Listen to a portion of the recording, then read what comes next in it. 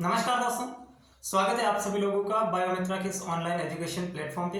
मैं मनी जानी आज आपके सामने फिर से हाजिर हूँ एक बहुत ही एनर्जेटिक और शानदार सेशन के साथ। और आज की क्लास का जो हमारा टॉपिक रहने वाला है वो है सहायक पाचन ग्रंथियाँ, डाइजेस्टिव ग्लैंड्स के बारे में, जिसके अंदर हम मुख्यतः लार ग्रंथि, अग्नाशय और यकृत यानी कि सलाइवरी ग्लैंड्स, लिवर और पैनक्रियाज के बारे में विस्तार से अध्ययन करेंगे।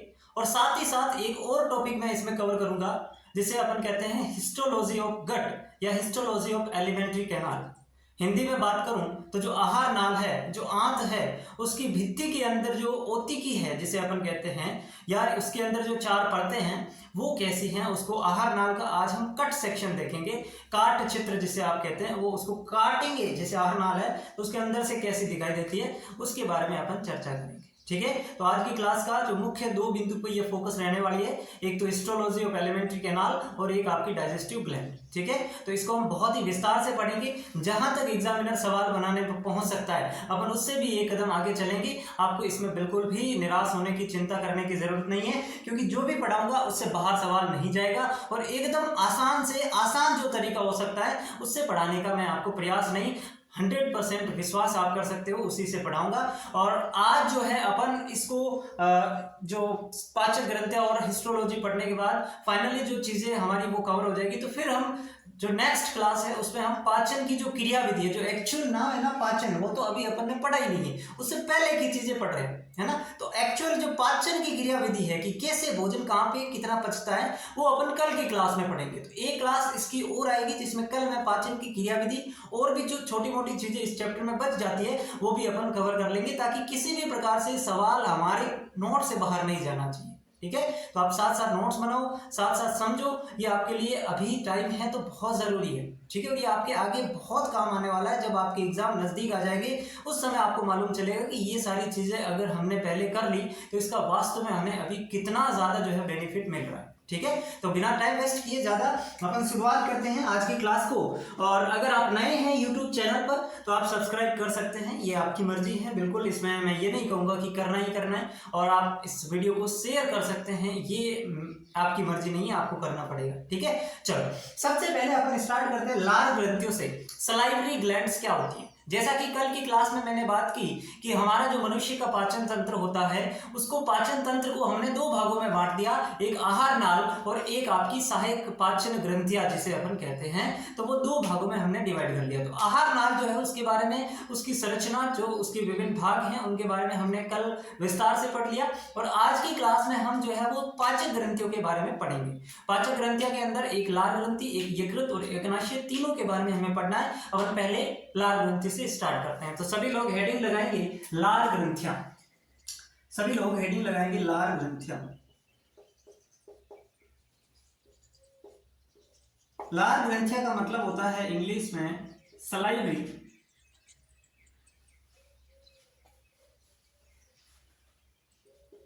सलाइवरी ग्लैंड्स, लार ग्रंथियां। सलाइवरी ग्लैंड्स या लार ग्रंथियां, यहाँ पे जितनी चीजें हमें पढ़नी है उतनी पढ़ेंगे, टू द पॉइंट पढ़ेंगे। ठीक है, सबसे पहली जो चीज आपको ध्यान में रखनी है कि लार ग्रंथियां जो है ये तीन होती है, ये तीन जोड़ी होती है, तीन नहीं तीन जोड़ी होती है।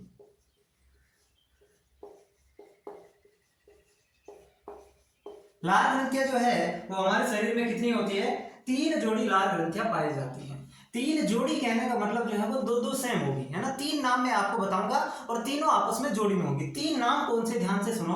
पहली जो लार ग्रंथि होगी उसको अपन कहेंगे कर्णपूर्व, कर्णपूर्व। इंग्लिश वाले बच्चों के लिए पैरोटिड ग्लैंड, पैरोटिड ग्लैंड, कर्णपूर्व ग्रंथि। दूसरी हमारी हो जाएगी अधोजंग, अधोजंग। और तीसरी जो हो जाएगी वो हो जाएगी अधोजीवा। यानी कि कर्णपूर्व, अधोजंग और अधोजीवा तीन प्रकार की ग्रंथि जो है वो हमारे शरीर में पाई जाती है। कौन सी? लार ग्रंथियों में। अधोजंग की अगर मैं बात करूं तो इसे कहेंगे सब मैंडिब्यूलर, सब मैंडिब्यूलर। और अधोजीवा को कहते हैं सब लिंगुअल, सब लिंगुअल।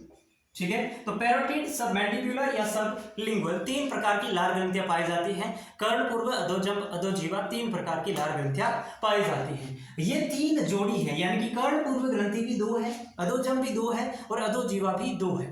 समझ गए मेरी बात को? तो ये आपको ध्यान में रखना है। तीन प्रकार की लार ग्रंथियां कौन सी होगी, याद रख लोगे, रखना ही। अब कर्णपूर्व ग्रंथि की खास बात यह है कि ये सबसे बड़ी लार ग्रंथि है। आपसे पूछ ले कि लार ग्रंथि जो तीन प्रकार की होती है उसमें सबसे बड़ी कौन सी है, तो जो पैरोटिड ग्लैंड है, कर्णपूर्व ग्रंथि है, वही है, वो सबसे बड़ी होती है।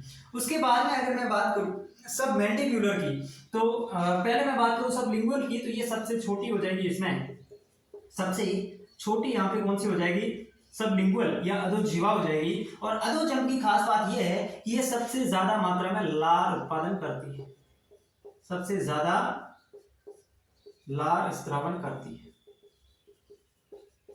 ये तीनों की एक एक खास बात होगी जो आपको ध्यान में रखनी है, क्योंकि लार ग्रंथियां है तो इसका कार्य क्या हो जाएगा, इसका जो कार्य हो जाएगा वो होता है लार स्त्रावित करना।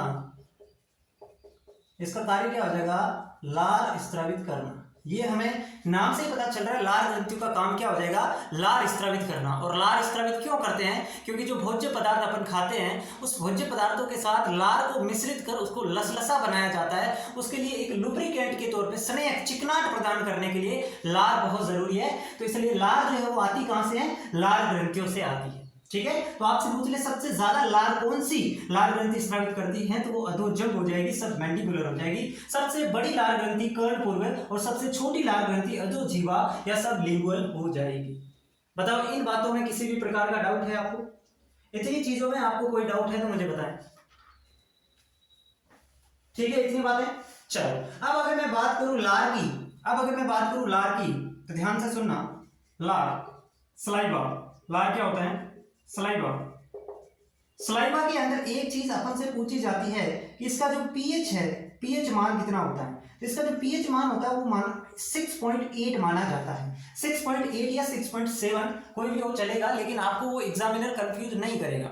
6.7 और 8 में कंफ्यूज नहीं करेगा। वो वैल्यू ऐसे देगा 1.2, 6.8, नहीं ऐसे 6 पॉइंट भी नहीं देगा, 7.2, 8.6 इस प्रकार की वैल्यू आपको देंगे। तो ये छोटी छोटी चीजों में आपको कंफ्यूज नहीं करेगा कि 6.7 है 6.8 है। तो आपको याद क्या रखनी है, लार की पीएच 6.8 होती है। कितनी होती है, 6.8 होती है। यानी कि लार का जो माध्यम है वो हल्का अम्लीय होता है, क्योंकि 7 पे उदासीन होता है और पीएच स्केल के 7 से इधर जो भी है, यानी कि 1 की तरफ जाएंगे तो अम्लीय माध्यम बढ़ता जाएगा और 14 की तरफ जाएंगे तो सारे माध्यम बढ़ता जाएगा। यानी कि ये 6.8 है, इसका मतलब ये हल्का अम्लीय है। अगर 1.2 पॉइंट ऐसा होता तो वो प्रबल अम्लीय होता।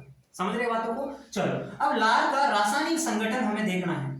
लार का हमें क्या देखना है, रासायनिक संगठन। अगर हम बात करूं इसकी लार की, तो वो क्या हो जाएगा, रासायनिक संगठन की बात करूं तो इसके अंदर जो है सबसे पहले तो इसके अंदर 99% क्या होता है, वाटर होता है। 99% तो क्या होता है, पानी होता है। और इसके अंदर दो एंजाइम आपके पाए जाते हैं, वो बहुत इंपॉर्टेंट है। दो एंजाइम कौन से हैं, एक एंजाइम हो जाता है आपका टाइलिन, एक एंजाइम हो जाता है आपका टाइलिन, या जिसे कहते हैं सलाइवरी एमाइलेज, सलाइवरी एमाइलेज। ठीक है, या तो इसको कहेंगे टाइलिन या अपन कहेंगे सलाइवरी एमाइलेज। एक एंजाइम तो ये होता है जो कि स्टार्च का पाचन करता है। ये किसका पाचन करता है, स्टार्च कहो या कार्बोहाइड्रेट कहो, उसका पाचन करता है। और दूसरा प्रकार का एक एंजाइम होता है जिसको अपन कहेंगे लाइसोजाइम।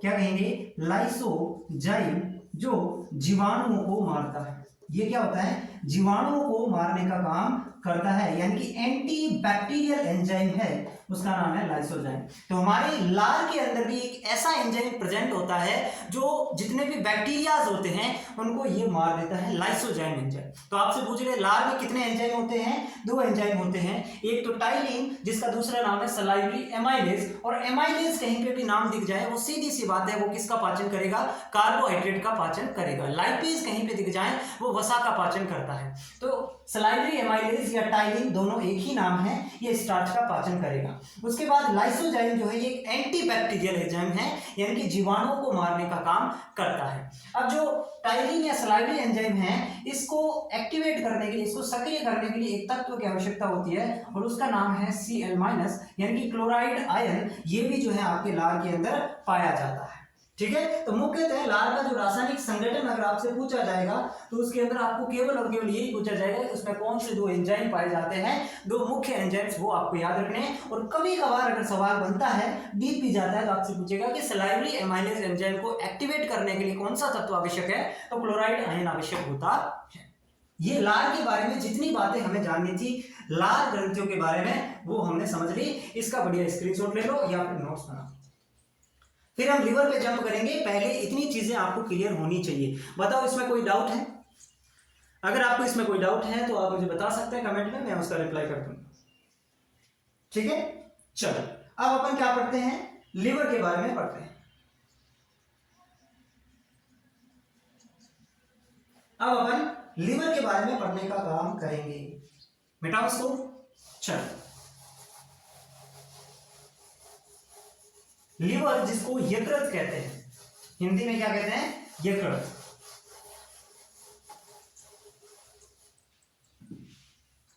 दूसरी हमारी पाचक ग्रंथि है लिवर या यकृत। सबसे पहले यहां पे ध्यान में रखना है कि जो तीन पाचक ग्रंथियां हैं, सलाइवरी ग्लैंड, लिवर और पैनक्रियाज, उसमें से सबसे बड़ी पाचक ग्रंथि है लिवर जो है, यह आपकी सबसे बड़ी पाचक ग्रंथि है, सबसे बड़ी पाचक ग्रंथि। तो इस प्रकार का सवाल आ जाता है कि सबसे बड़ी पाचक ग्रंथि कौन सी हो जाएगी, तो आपकी लिवर हो जाएगी। अब आपसे कहेंगे लिवर जो है इसका कार्य क्या है, लिवर का कार्य क्या है, तो इसका जो कार्य होता है वो होता है पित्तरस। पित्तरस, इंग्लिश में बात करूं तो बाइल जूस। पित्तरस का स्त्रावण करना या संश्लेषण करना, पित्तरस का स्त्रावण करना या संश्लेषण करना एक ही बात है।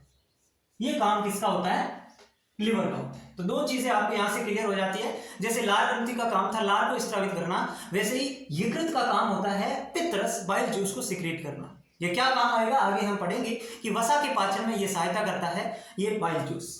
ठीक है, चलो अब अगर मैं बात करूं लिवर की, तो लिवर की संरचना अगर हम देखना चाहे तो लिवर जो है, यकृत जो है, इसके अंदर दो पालियां पाई जाती है, एक दाई पाली एक बाई पाली। ठीक है, इसको अपन डायग्राम के माध्यम से समझे तो और भी अच्छा रहेगा, ताकि जो है हमें किसी भी प्रकार का कंफ्यूजन नहीं। सबसे पहले तो अगर मैं बात करूं इसकी स्थिति की, लिवर होता कहां है स्थिति, तो ये डायफ्राम के ठीक नीचे, डायफ्राम के ठीक नीचे दाईं ओर स्थित होता है, दाईं ओर स्थित होता है,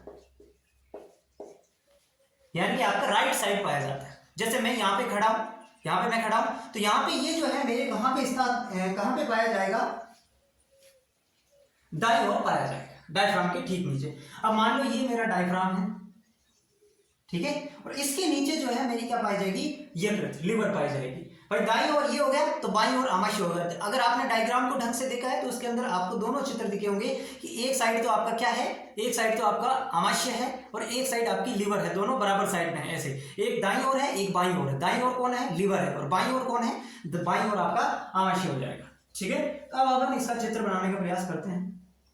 इसके अंदर दो पालियां होती हैं, दो पालियां होती है, और ये दोनों पालियां एक लिगामेंट के द्वारा आपस में जुड़ी भी रहती है, जिसको स्नायु कहते हैं। अपन को इतना डिटेल में नहीं जाना। इससे एक यकृत वाहिनी निकलती है और इससे भी एक यकृत वाहिनी निकलती है। ध्यान से समझना, ये मैंने लिवर का डायग्राम बनाया, इसको एक को अपन कह देंगे दाईं पाली, एक को अपन कह देंगे दाईं पाली, और एक को अपन कह देंगे बाईं पाली। ठीक है, दाईं पाली से ये दाईं यकृत वाहिनी निकल रही है, दाईं पाली से दाईं यकृत वाहिनी निकल रही है, और बाईं पाली से बाईं यकृत वाहिनी निकल रही है। बताओ इसमें कोई कंफ्यूजन, इसमें कंफ्यूजन होना ही नहीं, इतनी सिंपल सी बात है। अब इसी के जस्ट पास में यहां पे रहता है आपका, यहां पे क्या रहता है, ये होता है पित्ताशय। ये मैं पित्ताशय की बात करूंगा आगे। ये पित्ताशय क्या करता है, जो लिवर का काम है पित्तरस का संश्लेषण करना, उस पित्तरस को स्टोर करने का काम कौन करता है, उस पित्तरस को स्टोर करने का जो काम करता है वो कौन करता है भाई साहब, पित्तरस को स्टोर करने का काम पित्ताशय करता है। तो ये आपकी हो जाएगी हिपेटिक डक्ट, ये दाईं यकृत वाहिनी बाईं यकृत वाहिनी, और इसको कहेंगे अपन हिपेटिक डक्ट। हिपेटिक का मतलब होता है, कहीं पे भी नाम आ जाए हिपेटिक मतलब वो यकृत से संबंधित है, और डक्ट का मतलब होता है वाहिनी, यानी कि कॉमन हिपेटिक डक्ट, इसको कहते हैं कॉमन हिपेटिक डक्ट। और ये हो जाएगी आपकी यहां से, ये जो हो जाएगी ये हो जाएगी कॉमन बाइल डक्ट। यहाँ पे जो है आपका अग्नाशय स्थित होता है, क्या होता है, अग्नाशय स्थित होता है, जिसमें से अग्नाशय ग्रंथि निकलती है, और ये अग्नाशय ग्रंथि और ये दोनों मिल जाते हैं, ये आपकी क्या हो जाएगी, पैनक्रिएटिक डक्ट हो जाएगी, पैनक्रिएटिक डक्ट हो जाएगी। ये दोनों जब मिलती है, ये और ये दोनों मिलती हैं, तो इसको अपन नाम दे देते हैं क्या, इसको अपन नाम दे देते हैं हिपेटोपैनक्रिएटिक डक्ट। और ये फिर आगे जाके किस में मिल जाती है, ये आगे जाके आपके खुलती है किसमें, ये ड्यूडेनम है, ये क्या है आपकी ड्यूडेनम। ध्यान से समझना बच्चों, ये एक प्रोसेस है, अगर आप इसको नहीं समझ पाएंगे तो ये आपके लिए आगे जाके दिक्कत पैदा करेगा। बहुत सिंपल तरीके से मैं समझाने का प्रयास कर रहा हूं कि ये आपका डायफ्राम हो जाएगा, ये आपका डायफ्राम के नीचे यकृत पाली है ना, एक दाई पाली और एक बाई पाली। इस दाई पाली में से दाई यकृत वाहिनी निकलेगी और बाई पाली में से बाई यकृत वाहिनी निकलेगी, और जब ये दोनों वाहिनियां मिल जाएगी तो इसको कॉमन हिपेटिक डक्ट या मुख्य यकृत वाहिनी का नाम दे देंगे। अब ये जो है, ये अपना रस जो है वो सीधा पित्ताशय में स्टोर करती है, और ये जो पित्ताशय से निकलती है ये कॉमन बाइल डक्ट हो जाएगी। यहाँ पे ये अग्नाशय स्थित है, पैनक्रियाज स्थित है, पैनक्रियाज से जो नली निकलती है वो पैनक्रिएटिक डक्ट होती है, और जब हिपेटिक डक्ट और पैनक्रिएटिक डक्ट दोनों मिलती है तो इसको हिपोटोपैनक्रिएटिक डक्ट कहते हैं। क्या कहते हैं, हिपेटोपैनक्रिएटिक डक्ट कहा जाता है। ये आपकी क्या हो जाएगी, ये आपकी हिपेटोपैनक्रिएटिक डक्ट हो जाएगी। और ये दोनों अपना स्त्रावण किसमें छोड़ती है, ड्यूडेनम के अंदर, छोटी आंत की ड्यूडेनम में छोड़ती है। बताओ इतनी बातें क्लियर हुई कि नहीं हुई, इतनी बातें क्लियर हुई कि नहीं हुई। जहां पे ये अपना स्त्रावण छोड़ती है, यहां पे पाई जाती है ओडी की अवरोधनी, ओडी की अवरोधनी। यहां पे आपको दिख नहीं रहा होगा, ये चीज अपन बाद में लिख लेंगे, कोई बात नहीं। इतनी बातें अगर आपको क्लियर होगी तो फिर अपन आगे बढ़ते हैं। एक होती है ओडी की अवरोधनी और एक होती है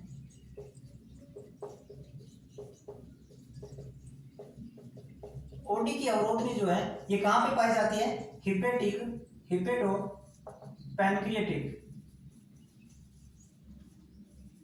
डक्ट में पाई जाती है, ठीक है, हिपेटोपैनक्रिएटिक डक्ट में पाई जाती है, जो ड्यूडेनम के अंदर जो रस प्रवेश करेगा उसको कंट्रोल करने का काम करती है। यहां पे पाई जाती है ओडी की अवरोधनी, यहां पे ये है ओडीज इंस्पेक्टर, ठीक है, समझ आई इतनी बातें। एक बार फिर से मैं प्रयास करूंगा, आपको ध्यान से समझना है। ये आपकी यकृत, इसमें दाई पाली, ये बाई पाली, दाई पाली से दाई यकृत वाहिनी, बाई पाली से बाई यकृत वाहिनी, दोनों जब मिलेगी तो इसको कॉमन हिपेटिक डक्ट कहते हैं। कॉमन हिपेटिक डक्ट जो है, इसमें पित्त रस बहेगा। ये भाई वाहिनियां किसके लिए, इसमें पित्त रस बहेगा, है ना, कोई भी वाहिनी है तो उसका जो सिक्रेशन है वो उसमें बहता है, तो यहाँ पे पित्त रस बहेगा। पित्त रस डायरेक्ट हमारे काम का नहीं होता है, जब हमारे काम का होगा तब अपन यूज लेंगे, है ना। ऐसे तो नहीं है कि जैसे ही इसने सीक्रेट किया हमने काम में ले लिया, तो इसको यहाँ पे स्टोर रखना पड़ता है। तो स्टोर रखने का काम करता है पित्ताशय, गोल ब्लैडर ये स्टोर रखता है। तो यहाँ पे ये जब इसको जो है दोनों मिल जाती है तो इसको कॉमन हिपेटिक डक्ट कह देंगे। यहाँ पे पैनक्रियाज जो है, इससे पैनक्रिएटिक डक्ट निकलती है, और ये दोनों ही मिल जाती है, हिपेटिक डक्ट और पैनक्रिएटिक डक्ट मिल जाती है, तो इसे हिपेटोपैनक्रिएटिक डक्ट कहते हैं। और फिर दोनों ही अपना स्त्रावण किसमें डाल देती है, दोनों अपना स्त्रावण जो है वो ड्यूडेनम के अंदर डाल देती है। दोनों अपना स्त्रावण कौन, यकृत अपना स्त्रावण पित्तरस और अग्नाशय अपना स्त्रावण अग्नाशय रस, दोनों ही ड्यूडेनम के अंदर डाल देते हैं। और यहाँ पे जहाँ पे ये इसको अंदर डालती है वहां पे ओडी की अवरोधनी पाई जाती है, जो इसको कंट्रोल करने का काम करती है, ठीक है। इसका स्क्रीनशॉट ले लो, फिर अपन आगे बढ़ते हैं। इस चीज का स्क्रीनशॉट ले लो, फिर अपन आगे बढ़ते हैं। ये जो दाई पाली और बाई पाली है, इसे कहते हैं यकृत वाहिनियां, ये सॉरी यकृत पालियां। तो ये जो यकृत पालियां होती है, ये यकृत की संरचनात्मक एवं क्रियात्मक इकाई। आपसे पूछ ले, संरचनात्मक एवं क्रियात्मक इकाई। आपसे पूछ रहे लिवर की संरचनात्मक एवं क्रियात्मक इकाई क्या होती है, तो ये जो यकृत पालियां हैं, यही इसकी स्ट्रक्चरल एंड फंक्शनल यूनिट है। यही इसकी क्या है, स्ट्रक्चरल एंड फंक्शनल यूनिट है, ठीक है। मिटाओ इसको, क्लियर है। चलो अब अपन पढ़ते हैं कुछ और बातें लिवर के बारे में ही, जो मैंने मिटा दिया, कोई बात नहीं। लीवर के बारे में कुछ और महत्वपूर्ण बातें जो हमें पढ़नी है वो भी पढ़ लेते हैं। और क्या क्या पढ़ना है, और हमें पढ़ना है पित्ताशय। पित्ताशय क्या काम करता है, लीवर द्वारा संश्लेषित पित्तरस के संश्लेषण पित्तरस के संचय, पित्तरस के संचय व सांद्रण का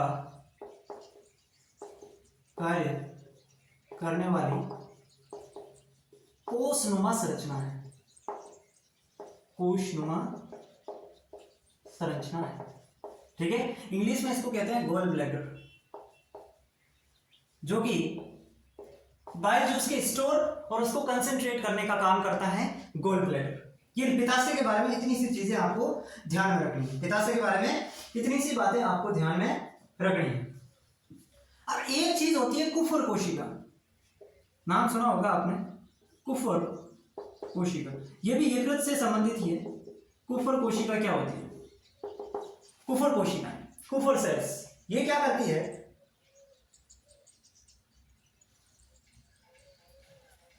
कुफर कोशिका क्या करती हैं, ये जो कोशिका होती है यकृत में मिलने वाली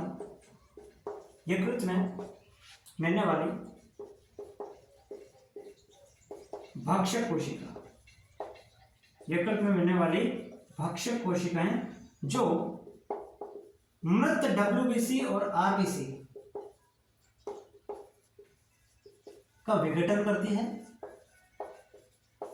मृत WBC और RBC के विघटन का काम करेगी और साथ ही साथ अन्य रोगों से भी सुरक्षा प्रदान करती है, विघटन करती है वह अन्य रोगों से सुरक्षा प्रदान करती है।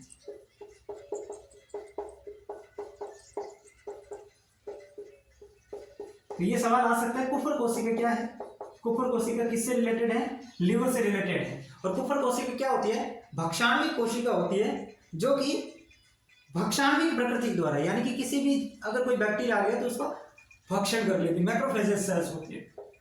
कुफर कोशिका क्लियर है, कुफर कोशिका क्लियर है। अब हम पढ़ते हैं यकृत के कार्य, जिसमें से मुख्य कार्य जो है वो तो आपने पढ़ ही लिया, मुख्य जो कार्य है वो आपने पढ़ लिया। मुख्य काम क्या है, पित्तरस का संश्लेषण, पित्तरस का संश्लेषण।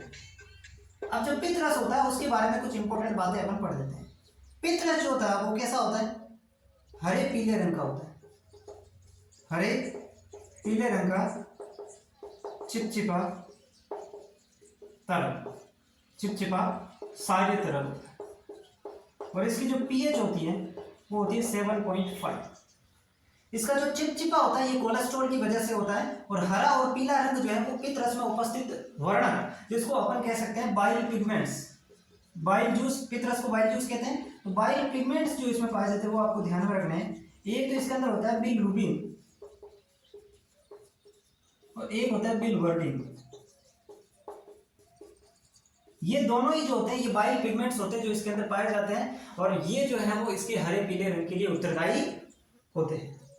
ठीक है, ये बातें आपको ध्यान रखनी है पित्तरस के बारे में। क्लियर है, ये बाइल पिगमेंट्स इस पित्तरस में पाए जाते हैं। इसके अंदर भी 90% अब वो क्या होता है, पानी होता है। ये तो इसका एक काम हो गया। अब कुछ काम इसके और हैं, तो ये दोनों चीजें मैं मिटा रहा हूं, इसको आप नोट करो। पित्ताशय क्या होता है, कुफर कोशिका क्या होती है, ये क्लियर है तो इसको नोट कर लो। मैं यकृत के कुछ और कार्य हैं उसको बताऊंगा। पहला काम तो पित्तरस का संश्लेषण करना होता ही है, और अब इसके और काम भी क्या है वो देख लेते हैं। पित्तरस के बारे में डिटेल है वो आपको जाननी है, तो मैंने बता दी कि पित्तरस हरे पीले रंग का एक क्षारीय तरल है जिसकी पीएच 7.5 होती है, चिपचिपा होता है कोलेस्ट्रॉल की वजह से, और ये जो इसका हरा पीला रंग है वो इसमें उपस्थित बाइल पिगमेंट की वजह से होता है, बिलिरुबिन और बिलिवर्डिन। ठीक है, अब और इसका क्या काम होता है, और इसका काम हो जाएगा अमाइनो एसिड्स के डीएमिनेशन से। अमाइनो एसिड्स होते हैं उसके डीएमिनेशन प्रक्रिया होती है, उसकी डीएमिनेशन प्रक्रिया से यूरिया का निर्माण करना। यूरिया का सूत्र आता है सबको? नहीं आता तो जानना भी नहीं है। NH2CONH2, ये यूरिया का फॉर्मूला होता है। तो एक काम ये हो गया। और क्या काम करता है लीवर भाई? और आपको पता होगा जो बीटा कैरोटीन है, अपन खाते हैं बीटा कैरोटीन, गाजर में मिलता है। बीटा कैरोटीन से विटामिन ए का निर्माण करना है ना भाई। अपन कहते हैं कि आंखों की रोशनी के लिए गाजर खाओ, तो गाजर में क्या होता है? बीटा कैरोटीन, और उस बीटा कैरोटीन को ये लीवर विटामिन ए में कन्वर्ट कर देता है। ठीक है, तो ये भी लीवर का काम। और क्या काम है? ये विटामिन के का प्रयोग करते हुए विटामिन के से प्रोथ्रोम्बिन का निर्माण करता है। प्रोथ्रोम्बिन जो रक्त के थक्के बनने में आवश्यक होता है, उसका निर्माण करता है। प्रोथ्रोम्बिन का निर्माण करता है। और एक और काम लिख लो साथ ही साथ कि ये अधिक हानिकारक पदार्थों को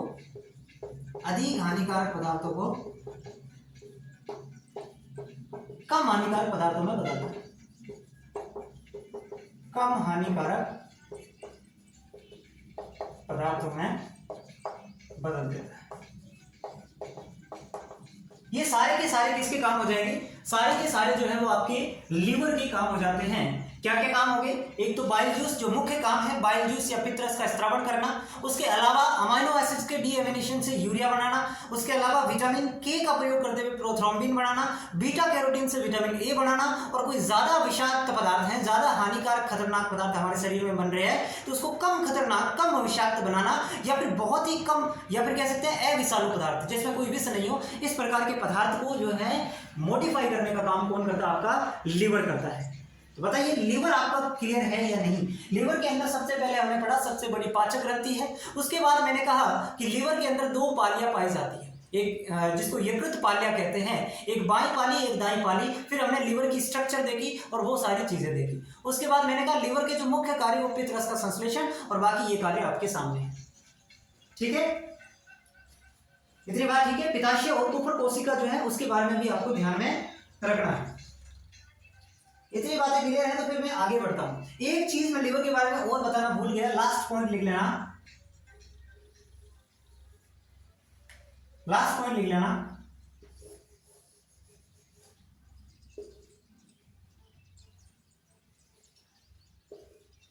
संपूर्ण लीवर के ऊपर एक झिल्लीमय आवरण पाया जाता है। झिल्लीमय आवरण पाया जाता है, उसको नाम दे देते हैं ग्लीसन कैप्सूल। उसको नाम क्या दे देते हैं? ग्लीशंस कैप्सूल। कैप्सूल मतलब आवरण, ग्लीशन कैप्सूल्स। तो ये भी याद रखना कि पूरी लीवर के ऊपर एक मेम्ब्रेनस कवरिंग होती है, आवरण पाया जाता है झिल्ली में, उसको ग्लीशन कैप्सूल का नाम दिया जाता है। ये भी पॉइंट आप लास्ट में डाल देना। ठीक है, चलो अब हम पढ़ेंगे अग्नाशय यानी कि पैनक्रियाज के बारे में। पैनक्रियाज पढ़ने के बाद हमारी जो पाचक ग्रंथियां हैं वो कंप्लीट हो जाएगी।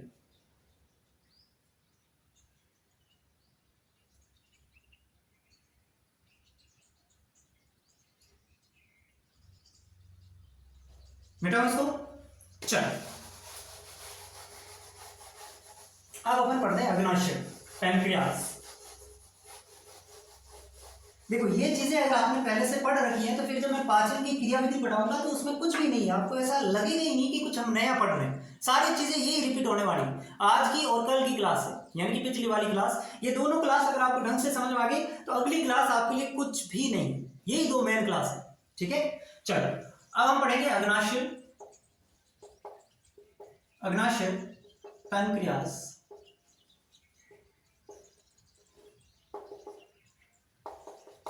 अग्नाशय जो होता है इसका कार्य आपसे पूछ ले कि इसका कार्य क्या है, तो अग्नाशय रस का स्त्रावण करना। ये क्या करता है? अग्नाशय रस का स्त्रावण करता है। अब आप कहेंगे सर अग्नाशय रस क्यों स्त्रावण करता है? तो अग्नाशय रस के अंदर कुछ ऐसे एंजाइम होंगे जो हमारे पाचन के अंदर क्या करेंगे? सहायता करेंगे। ठीक है, अग्नाशय रस के अंदर कुछ ऐसे एंजाइम होंगे जो पाचन प्रक्रिया में सहायता करेंगे। अब अग्नाशय सुनो, ये एक मिश्रित ग्रंथि है। मिश्रित मतलब मिक्स्ड, ये एक मिश्रित ग्रंथि है, मिक्स्ड ग्लैंड है। मिश्रित ग्रंथि का मतलब यानी अंतःस्रावी व बहिःस्रावी दोनों की तरह कार्य करती है। अंतःस्रावी और बहिःस्रावी दोनों की तरह कार्य करती है।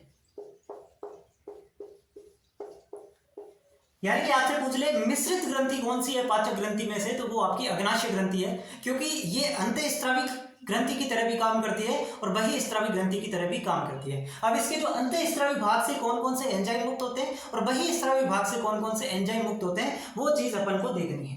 ठीक है, अंतःस्रावी भाग से कौन कौन से एंजाइम मुक्त होते हैं वो अपन देख लेते हैं पहले। अंतःस्रावी भाग से मुक्त होने वाले एंजाइम, मुख्यतः 3 एंजाइम हैं जो इसके अंतःस्रावी भाग से मुक्त होते हैं। एक आपका हो जाएगा ग्लूकोगोन, जो अल्फा सेल से स्रावित होता है, अग्नाशय की जो अल्फा सेल होती है उससे स्रावित होता है। एक होता है इंसुलिन, जो आप सबको पता है अग्नाशय की बीटा सेल से स्रावित होता है। और एक हो जाता है आपका सोमेटोस्टेटिन, सोमेटोस्टेटिन ये अग्नाशय की गामा सेल से स्रावित होता है। ये 3 मुख्य एंजाइम हैं जो अंतःस्रावी भाग से स्रावित होते हैं अग्नाशय के। एक तो आपका इंसुलिन, एक आपका ग्लूकोगोन और एक आपका सोमेटोस्टेटिन। और तीनों कौन सी सेल से स्रावित होते हैं? ग्लूकोगोन अल्फा सेल से, इंसुलिन बीटा सेल से और सोमेटोस्टेटिन गामा सेल से। ये तो हुआ इसका अंतःस्रावी भाग। बहिःस्रावी भाग से कौन से एंजाइम मुक्त होते हैं वो अपन देखते हैं। बहिःस्रावी भाग से मुक्त होने वाले एंजाइम, ये जो एंजाइम है, ये जब मैं पाचन की क्रियाविधि पढ़ाऊंगा तब आपको समझ आएगा कि ये एंजाइम क्या होते हैं। बहिःस्रावी भाग से मुक्त होने वाले एंजाइम के अंदर आपको सबसे पहले इसके अंदर आपका आ जाएगा ट्रिप्सिनोजन, ट्रिप्सिनोजन। उसके बाद आ जाता है काइमोट्रिप्सिनोजन, काइमोट्रिप्सिनोजन। उसके बाद आ जाता है प्रोकार्बोक्सीपेप्टिडेज। नाम थोड़े से भारी हैं, भारी तो नहीं है, थोड़े से बड़े हैं, 2-4 बार आप पढ़ोगे याद हो जाएगा। प्रोकार्बोक्सीपेप्टिडेज। एक हो जाता है आपका अग्नाशयी एमाइलेज, एक हो जाएगा आपका अग्नाशयी लाइपेज। अग्नाशयी एमाइलेज जो होता है इसको कहते हैं एमाइलॉक्सिन, एमाइलॉक्सिन। और अग्नाशयी लाइपेज जो होता है इसको अपन कहते हैं स्ट्रेप्सिन, स्ट्रेप्सिन। ध्यान से सुनो, जो यहां से मुख्य एंजाइम स्रावित होते हैं वो ये 5 एंजाइम स्रावित होते हैं। एक और होता है न्यूक्लियस, जिसमें डीएनए और आरएनए होता है, लेकिन वो ठीक है। मुख्य जो एंजाइम स्रावित होते हैं इसके बहिःस्रावी भाग से ट्रिप्सिनोजन, काइमोट्रिप्सिनोजन और प्रोकार्बोक्सीपेप्टिडेज, ये तीनों क्या काम करेंगे? प्रोटीन पाचक एंजाइम है। ये तीनों के तीनों प्रोटीन पाचक एंजाइम। जबकि ये आपको एमाइलेज दिख रहा है, मतलब ये आपका क्या हो जाएगा? कार्बोहाइड्रेट पाचक एंजाइम हो जाएगा, कार्बोहाइड्रेट पाचक एंजाइम हो जाएगा। जबकि लाइपेज दिख रहा है, ये आपका वसा फैट पाचक एंजाइम यहाँ पे हो जाता है। यानी कि अग्नाशय रस के अंदर जो बहिःस्रावी भाग से जो एंजाइम मुक्त होते हैं उसमें कार्बोहाइड्रेट को पचाने वाले भी एंजाइम होते हैं, प्रोटीन को पचाने वाले भी एंजाइम होते हैं और वसा को पचाने वाले एंजाइम भी होते हैं। ठीक है, यानी कि जो अग्नाशय रस स्रावित होता है उसमें तीनों प्रकार के जो पदार्थ हैं, कार्बोहाइड्रेट, प्रोटीन, वसा, उन तीनों को पचाने वाले एंजाइम्स होते हैं। जबकि पिछले यकृत जो हमने पाचक ग्रंथि पढ़ी उससे केवल पित्त रस संश्लेषित होता है और पित्त रस जो है वो केवल और केवल वसा के पाचन में सहायता करता है, बाकी जो कार्बोहाइड्रेट और प्रोटीन का पाचन उससे नहीं होता। ठीक है, इतनी बातें आपको समझ आई तो इसका आप स्क्रीनशॉट ले सकते हैं, ले सकते हैं। चलो, अब ये जो ट्रिप्सिनोजन, काइमोट्रिप्सिनोजन, ये निष्क्रिय अवस्था में होते हैं, ये सक्रिय नहीं होते। इसको निष्क्रिय बाद में कोई और करेगा। ये निष्क्रिय अवस्था में मुक्त होते हैं। ठीक है, ये निष्क्रिय अवस्था में ट्रिप्सिनोजन निष्क्रिय अवस्था है। इसकी जो सक्रिय अवस्था होती है ट्रिप्सिन, काइमोट्रिप्सिनोजन की हो जाएगी काइमोट्रिप्सिन, है ना, और प्रोकार्बोक्सीपेप्टिडेज की हो जाएगी कार्बोक्सीपेप्टिडेज। तो ये निष्क्रिय अवस्था मुक्त होते हैं। इसका भी कारण है कि ये निष्क्रिय अवस्था में क्यों मुक्त होते हैं, लेकिन वो जब अपन पढ़ेंगे कि पाचन की क्रियाविधि उस समय आपको बताऊंगा। ठीक है, तो इसका स्क्रीनशॉट ले लो। यहां पे अपनी अग्नाशय ग्रंथि भी क्या हो जाती है? समाप्त हो जाती है। ठीक है, अग्नाशय ग्रंथि भी यहां पे अपनी क्या हो जाती है? कंप्लीट हो जाती है। और अब हम पढ़ेंगे, क्या पढ़ेंगे? Histology of alimentary canal. Histology of alimentary canal अपन यहां से पढ़ेंगे।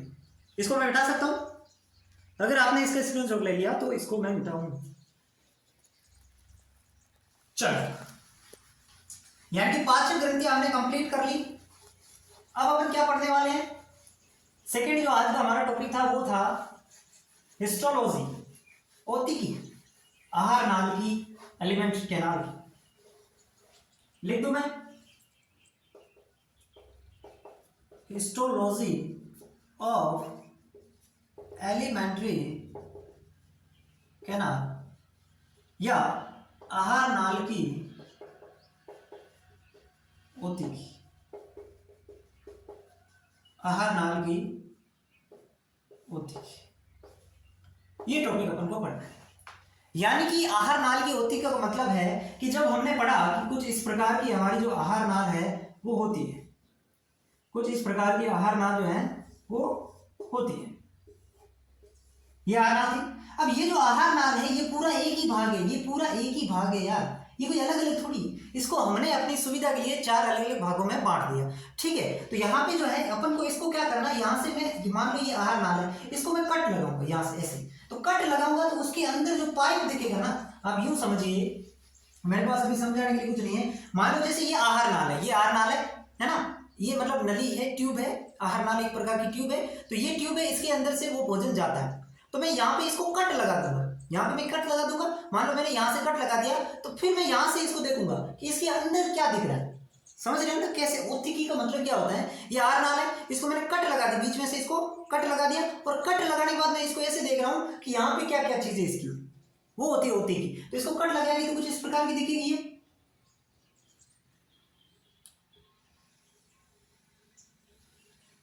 ये आहार नाल है। इसके अंदर 4 परतें पाई जाती है। कितनी परतें? 4 परतें पाई जाती है।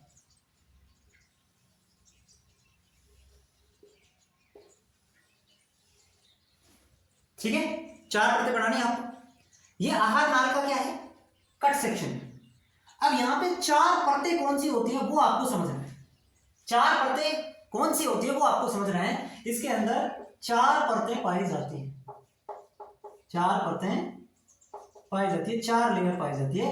अब कौन कौन सी 4 परतें हैं ये अपन को समझना है। सबसे बाहर जो परत होती है, सबसे बाहर वाली ये वाली परत, इसको अपन कहेंगे सीरोसा। इसको क्या कहेंगे? सीरोसा। ये जो सीरोसा होती है ये सबसे बाहर है, ये आपको दिख भी रहा है, सीरोसा सबसे बाहर है। सीरोसा जो परत है ये सबसे बाहर है। अब यहां पे सीरोसा के भी अपन को 2 भाग करने। सीरोसा जो होती है, सीरोसा सबसे बाहर परत है, लेकिन सीरोसा के अंदर भी 2 पार्ट है। सीरोसा में भी जो सबसे बाहर है वो है areolar connective tissue. Areolar connective tissue, connective tissue का मतलब होता है संयोजी उत्तक। ये उत्तक वाले चैप्टर के अंदर अपन के सिलेबस में नहीं है, लेवल असिस्टेंट में, लेकिन जो उत्तक वाला चैप्टर आपने नहीं पढ़ा तो हो सकता है ये आपको थोड़ा डिफिकल्ट लगे। लेकिन अपन को तो सिर्फ नाम याद रखना है कि जो सीरोसा होती है वो सबसे बाहरी परत है, लेकिन सीरोसा के अंदर भी 2 भाग होते हैं, एक तो एरियोलर कनेक्टिव टिश्यू और एक आपका मीजोथीलियम, एक आपका मीजोथीलियम, है ना। तो यहाँ पे सबसे बाहर कौन सी होगी? एरियोलर कनेक्टिव टिश्यू, और उसके अंदर क्या होगी? मीजोथीलियम। सेकेंड जो लेयर होती है वो होती है मस्क्यूलरिस लेयर। सेकेंड जो परत है ये वाली, ये हो जाएगी मस्क्यूलरिस लेयर।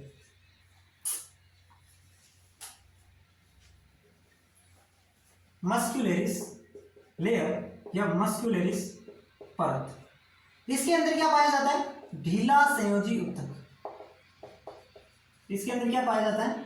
ढीला संयोजी उत्तक। इसके अंदर पाया जाता है ढीला संयोजी उत्तक। और इसके अंदर भी 2 भाग है। इसके अंदर भी कितने भाग है? 2।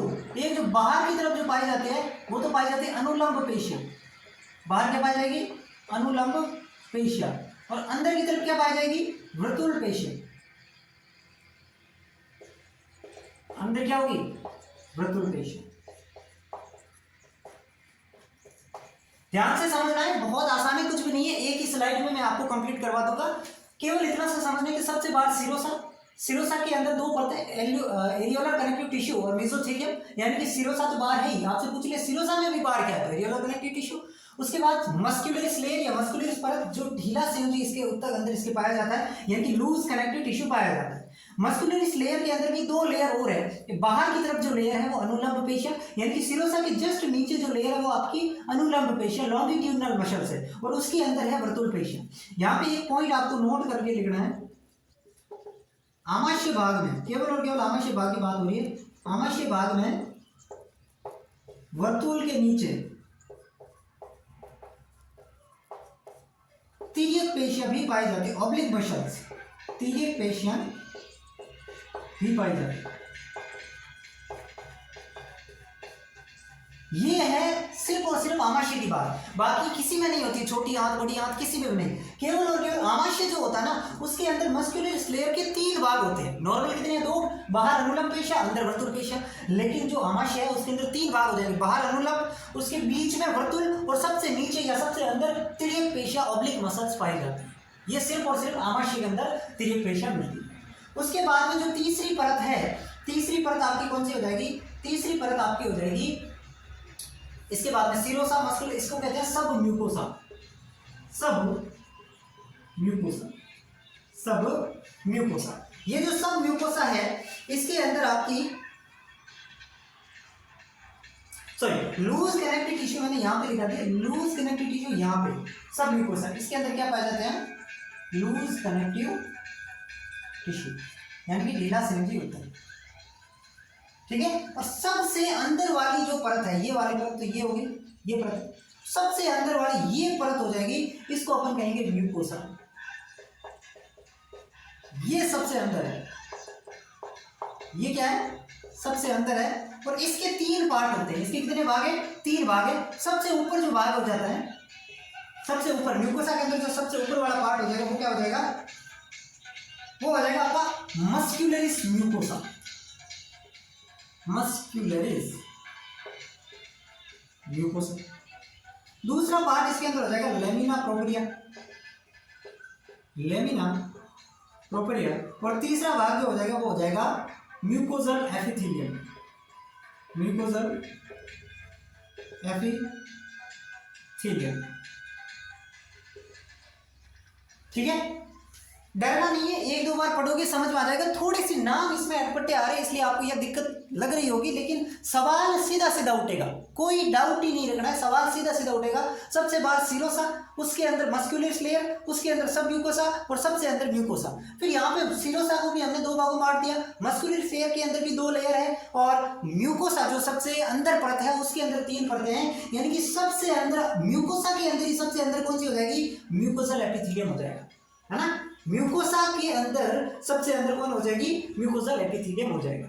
यानी कि अगर मैं बात करूं इनको, तो सबसे बाहर एरियोलर, फिर मेसोथेलियम, फिर अनुलंब पेशियां, वर्तुल पेशियां, फिर सब म्यूकोसा, फिर मस्कुलर म्यूकोसा, फिर लेमिना प्रोपेरिया, फिर म्यूकोसा एपिथेलियम। क्रम समझ में आया? ये चीज है, ठीक है। तो ये सबसे अंदर आपसे पूछ रहे, म्यूकोसा ऑप्शन मारा तो म्यूकोसा करना है, म्यूकोसल एपिथेलियम आ रहा है तो ये करना है, ठीक है। ऑप्शन के हिसाब से चलना आप। अब ये जो होती है ना म्यूकोसल एपिथेलियम, ये ब्रश बॉर्डर्ड एपिथेलियम होता है, ब्रश बॉर्डर्ड एपिथेलियम। एपिथेलियम का मतलब होता है उपकला होता है, एपिथेलियम, एपिथेलियम, ठीक है। इसका मतलब होता है एपिथेलियम का मतलब उपकला होता है, ठीक है। चलो ये इतनी बातें आपको हिस्टोलॉजी में समझनी थी। बताओ हिस्टोलॉजी में कोई चीज आपको समझ में नहीं आई तो?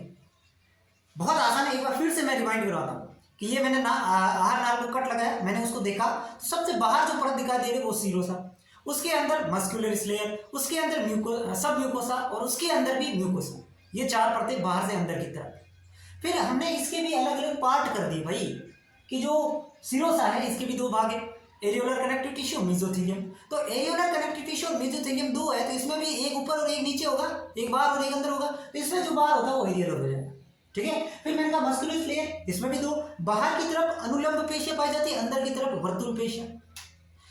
केवल और केवल अमाशय के अंदर वर्तुल के नीचे तिर्यक पेशियां पाई जाती है। तो सवाल आ जाए तिर्यक पेशियां कहाँ पे स्थित है, एक पोजीशन पूछे तो वर्तुल पेशियां और सब म्यूकोसा के बीच में, है ना भाई, वर्तुल पेशियां और सब म्यूकोसा के बीच में। आपसे पूछ ले कि मेसोथेलियम कहाँ पे स्थित है, तो ये अनुलंब पेशियां और एरियोलर कनेक्टिव टिश्यू के बीच में, है ना। तो कैसा भी कंसेप्चुअल सवाल आए, अगर ये डायग्राम आपके दिमाग में रहा तो कैसा भी सवाल आ जाए आप कर सकते हैं, ठीक है, तो ये थी histology of alimentary canal.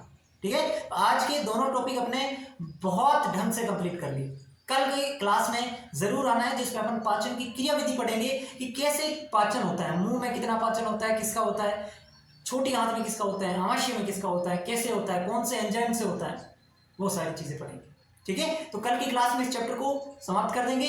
I hope आपको समझ में आ रहा है और बेहतरीन तरीके से समझ में आ रहा है। ठीक है, अगर समझ में आ रहा है तो आप क्लास को लाइक कर सकते हैं और शेयर कर सकते हैं। हाँ, एक चीज और बताना चाहूंगा, आप ये चीज YouTube पर मेरे साथ फ्री पढ़ ही रहे हो, पूरा कोर्स स्लेब असिस्टेंट का, लेकिन आपको लगे हमें क्वेश्चन प्रैक्टिस की जरूरत है, क्योंकि एग्जाम में आपको क्वेश्चन ही करने होते हैं। ठीक है, तो सवालों की प्रैक्टिस के लिए हमने एक टेस्ट सीरीज बनाई है बहुत ही शानदार तरीके से, जिसमें आपके पूरे चैप्टर के कंसेप्ट रिवाइज हो जाए, इस तरीके से क्वेश्चन को डिजाइन करके हमने बनाया है। तो अगर आपको लेना हो तो माजिशा एजुकेशन एप्लीकेशन आप डाउनलोड कर लो, वहाँ पे मेरी जो बायोलॉजी की टेस्ट सीरीज अवेलेबल है वो थोड़ी सी नॉमिनल प्राइस के अंदर आपको मिल जाएगी, और उसके अंदर आपके लगभग 1000 से प्लस क्वेश्चन, 1300 से 1500 के बीच में सवाल मैं आपको देने वाला हूँ बायोलॉजी के। ठीक है, और जब हम full line test series launch करेंगे लास्ट में, तो वो भी आपको फ्री मिल जाएगी, और टेस्ट के साथ वीडियो सॉल्यूशन है, जैसे ही टेस्ट हो जाएगा उसका वीडियो सॉल्यूशन मिल जाएगा। ठीक है, और उस वीडियो सॉल्यूशन में मैं पूरा चैप्टर आपका रिवाइज करवाता हूँ। ठीक बात है, तो वहां से आप ज्वाइन कर लेना जरूर। धन्यवाद, मिलते हैं अगली क्लास में।